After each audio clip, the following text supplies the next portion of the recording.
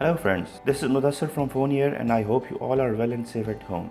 Most of the people look for a very affordable smartphone that can do maximum things. So today I have itel Vision One Plus that is priced at Rs 16,000 in Pakistan and a more or less similar price tag elsewhere in the world.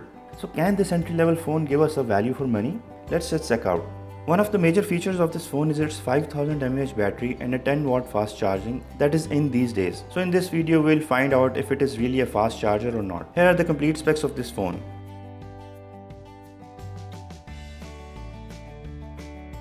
Friends, if you are on my channel for the first time, please subscribe to it and hit the bell icon to keep getting the notification of battery tests, camera tests and reviews.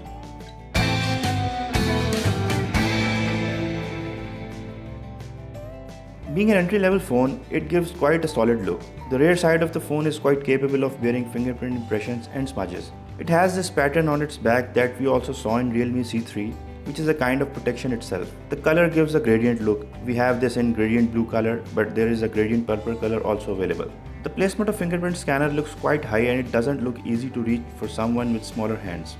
This squarish camera setup looks quite familiar. There are dual lenses on the backside, a 13 megapixel and a 2 megapixel depth sensor, and the third one is an LED flash. Overall, it's looked quite a flashy design. The rest of the controls are usually placed as they are found in other phones. Vision One Plus comes with Uni-SO chipset. The SC9863A chipset inside comes with its own GPU, 8322. You can think of it like a Qualcomm Snapdragon 430, which is also an entry-level chipset. So this Uni-SoC is an octa-core chipset where 4 cores are clocked at 1.6 GHz and 4 at 1.2 GHz. For software, there is an Android 9.0 and itel OS inside.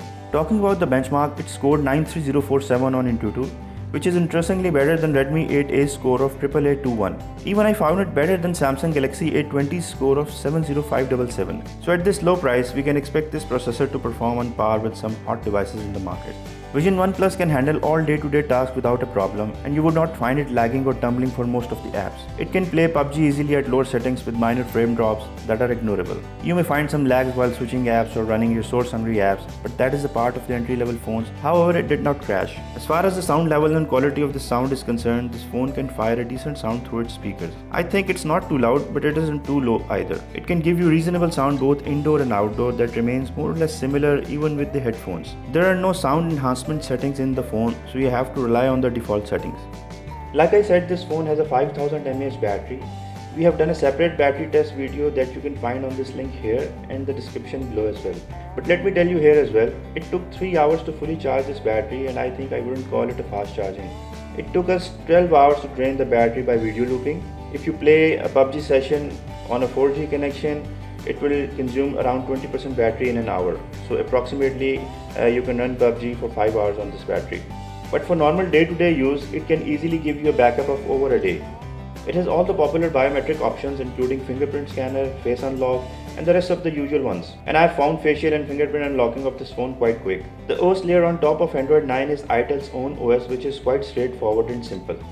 When you start the phone first time, you can find too many pre-installed apps, which is also the case with iOS based Tecno and Infinix phones. But the good thing is you can get rid of them as per your choice. It has all the optimization tools that we often find in Tecno and Infinix phones. You get this phone manager, cleaner app, freezer and everything else. I like this float ball, which is a common feature now that we see in almost every mid-range phone, and here we are also getting it. You can turn it on and off from the setting area. It's quite handy tool and give you a quick access to many useful tools. itel Vision Plus has this dual camera on the rear side with one lens of 13 megapixel and second is 2 megapixel of depth sensing.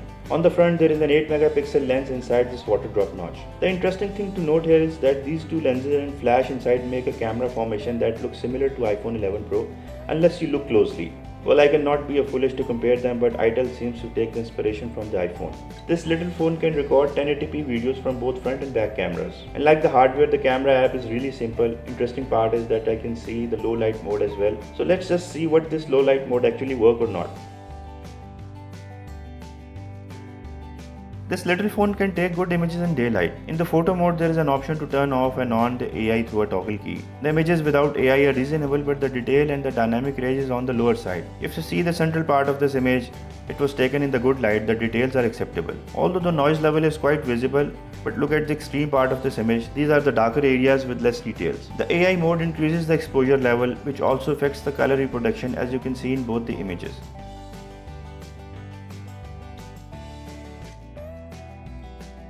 But with the HDR mode, the images turn more punchy, the saturation and contrast level also rises. Also, it suppresses the noise level and turns the image a little more finer. And look at this patch on the cloud that wasn't quite rightly exposed earlier, now looks a little better. I think HDR is quite a performer on this phone.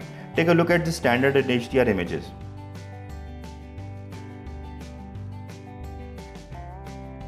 For a 16,000 worth of camera phone, I think the results are quite acceptable.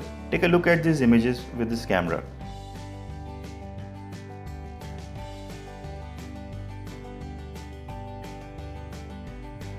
Like other entry-level phones, the night photography is also very challenging for itel Vision One Plus. As compared to the day shots, the detail is lesser and the noise is even higher. But images in good ambient light are acceptable. I did not notice any difference of quality between standard, the AI mode and the night mode. They look more or less similar to me.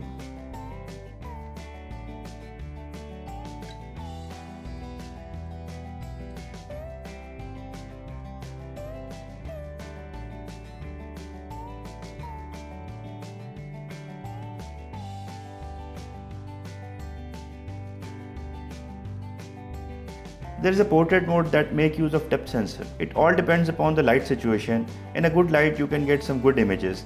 In this image, the sun is putting a very strong light on the flower at around 4 p.m. and you can see the result of the portrait mode. Here are a few more examples of the portrait mode.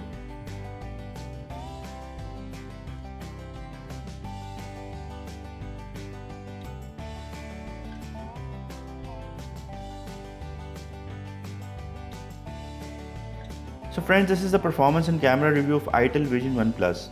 I hope you have the idea now about what you are going to get in this price range. If you like this video, do like it, share it and subscribe to our channel for getting similar videos in the future. See you in the next video. Allah Hafiz.